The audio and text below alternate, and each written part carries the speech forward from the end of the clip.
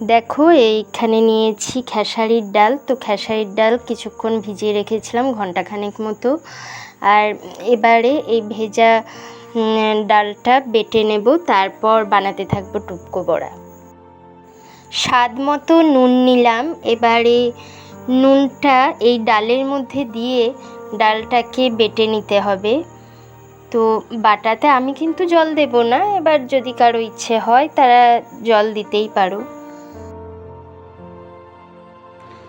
এটা জল ছাড়াই বেটে নেব, কারণ জল ছাড়াই ভালো হবে বাটাটা। 1 ঘন্টা আগে ভিজিয়ে রেখেছিলাম এই ডালটা, যার জন্য জল ছাড়া বাটাই বেটার হবে। তো দেখো তোমাদের সুবিধা মতো তোমরা করবে।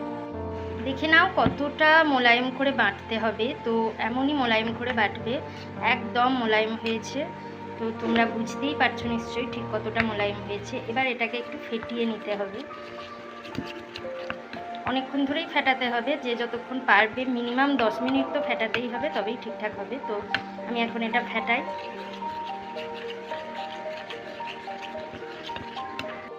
দুদর্শন তেল দেওয়া হলো, এবারে 5 ফোড়ন, 1 চিমটি।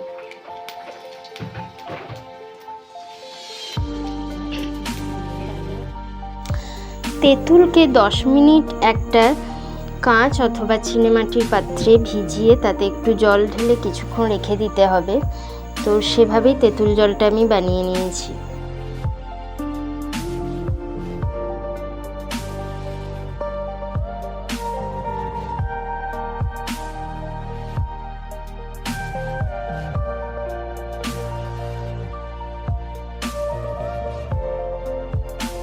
আর টুকরোগুলো ফেলা হচ্ছে তেঁতুলগুলা জলে, আপনারা দেখতেই পেলেন।